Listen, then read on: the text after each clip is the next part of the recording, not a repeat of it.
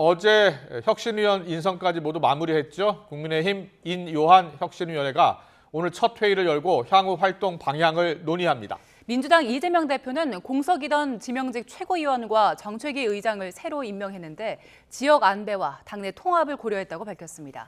국회 취재기 전결합니다. 김경수 기자. 네, 국회입니다. 네, 보궐선거 패배 이후 당 쇄신을 위해서 국민의힘이 띄운 혁신위원회 오늘부터 본격 활동에 들어가는 거죠?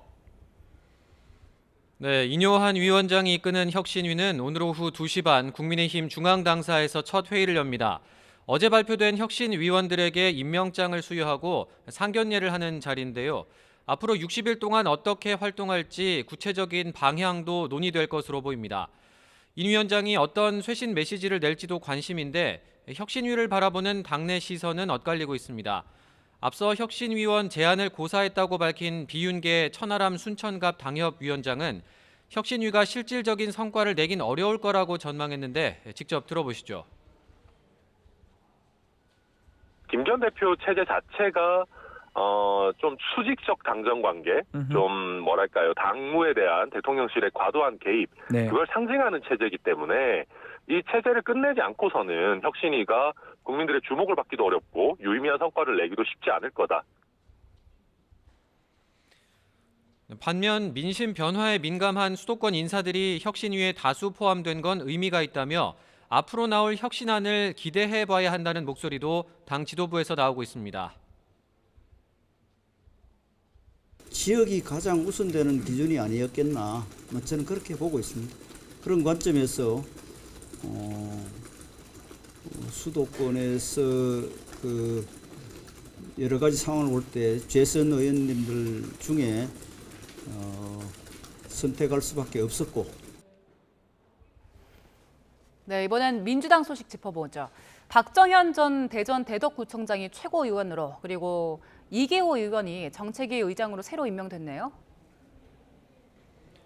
네, 민주당 권칠승 수석 대변인은 이재명 대표가 앞서 송갑석 의원 사퇴로 공석이었던 지명직 최고위원에 박정현 전 대전 대덕구청장을 임명했다고 밝혔습니다. 박신임 최고위원은 대전에서 초중고와 대학을 나온 대표적인 충청의 여성 정치인이라는 게 민주당 설명입니다. 또 앞서 원내대표 경선 참여로 사의를 밝힌 김민석 정책위의장 후임으로는 삼선 이계호 의원이 임명됐습니다. 민주당은 이 의원이 농림수산식품부 장관을 지낸 대표적인 정책 통이라며 총선 정책을 만들 적임자라고 소개했습니다.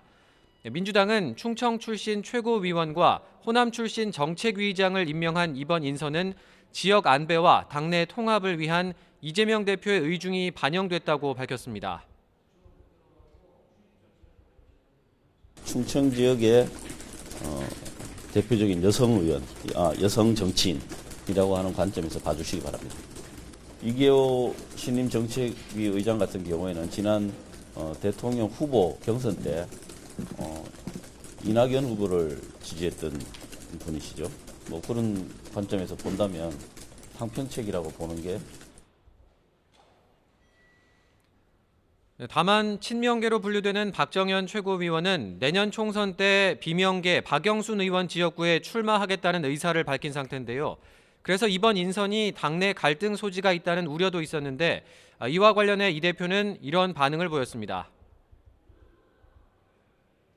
박정현 구청장 임명 관련해서 비명계에서 좀 비판의 목소리가 많았는데 좀 그대로 진행하신 배경은 어떻게 될까요? 글쎄 그분이 왜 비판 대상이 되는지 잘 모르겠네요. 의결권이 있는 최고위원 비명계 줬어야 됐다는 지적이 있는데 어떻게 생각하세요? 그분이 친명입니까? 저도 잘 모르겠는데. 혹시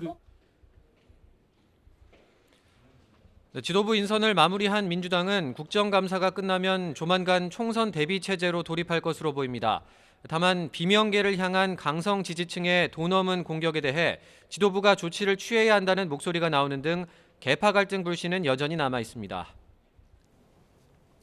네, 21대 국회 마지막 국정감사 사실상 오늘로 마무리되는 거죠?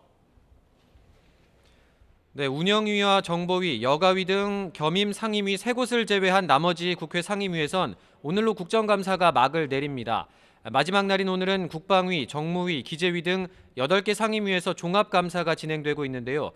국방위에선 최근 북한 주민들이 동해로 목선을 타고 귀순한 사건과 관련해 우리 군의 경계태세에 문제가 없었는지에 대한 질의와 함께 9.19 남북 군사 합의 실효성, 순직 해병 사건 수사 외압 의혹, 홍범도 장군 흉상 이전 문제 등도 거론되고 있습니다. 기재위에선 내년도 연구개발 예산 삭감 문제와 현재 경기 상황에 대한 진단을 두고 여야가 엇갈린 시각을 노출했고, 국토위에선 서울 양평고속도로 종점 변경과 휴게소 특혜 의혹이 주요 쟁점이 됐습니다. 지금까지 국회에서 전해드렸습니다.